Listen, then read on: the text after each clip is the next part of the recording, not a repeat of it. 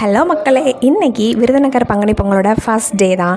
So இன்றைக்கி முதல்ல evening வந்து ஃபஸ்ட்டு ஃபுட்டை நம்ம என்ன பார்த்தோம் அப்படின்னா, ஒரு அண்ணன் தள்ளுவண்டி கடையில் வச்சு எல்லா ஃபுட்டும் சுட சுட நிலக்கடலை, அப்புறம் வந்து சோளம், மாங்காய், வெள்ளரிக்காய், அப்புறம் வந்து நிறைய வந்து மசால் கடலை, கிழங்கு எல்லாமே வச்சுருந்தாங்க. ஸோ வந்து ஃபஸ்ட்டாக வந்து என்ன வாங்கினோம் அப்படின்னா, ஒரு சோளமும் ஒரு கடலையும் கடலை பாக்கெட்டும் வாங்கியாச்சு. ஸோ அதை சாப்பிட்டுட்டு ஃபஸ்ட்டு வந்து நாங்கள் வந்து ஸ்டார்ட் பண்ண ஆரம்பிச்சிட்டோம் நடக்கிறதுக்கு.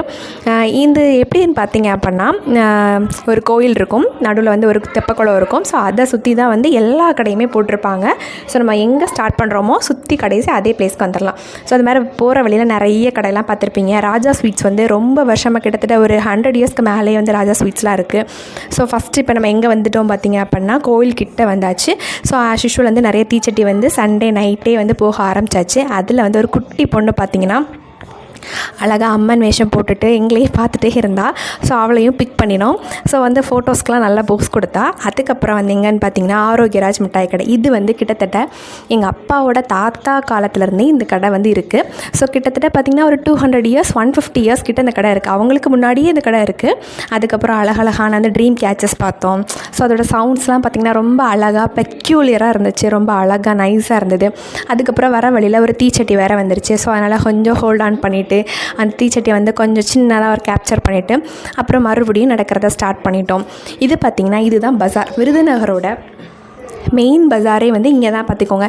எல்லாருமே வந்து இங்கே தான் வந்து வாங்கிட்டு போவாங்க. எல்லா காய்கறி ஆகட்டும், பலசரக்கு சாமானாகட்டும்.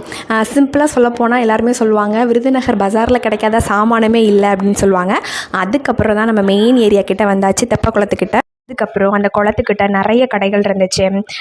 எப்பயும் போல் திருவிழா கடையில் என்னெல்லாம் இருக்கும், அருப்புக்கோட்டை மிட்டாய் கடை, அப்புறம் காலிஃப்ளவர் கடை, புட்டு கடை, அப்புறம் முக்கியமாக பார்த்திங்க அப்படின்னா ஒரு நானாக விரும்பி இஷ்டப்பட்ட இடம் பார்த்திங்கன்னா ஒரு சாக்லேட் சிப்ஸ் கடை இருந்துச்சு. அந்த சாக்லேட் சிப்ஸ் கடை வந்து அதோட டேஸ்ட்டு பார்த்திங்கன்னா செம்ம டேஸ்ட்டாக இருந்தது. நீங்கள் கண்டிப்பாக போனீங்க அப்படின்னா விருதுநகரில் உள்ளவங்க ட்ரை பண்ணுங்கள். இந்த சாக்கோ சிப்ஸ் வந்து கண்டிப்பாக ட்ரை பண்ணி பாருங்கள்.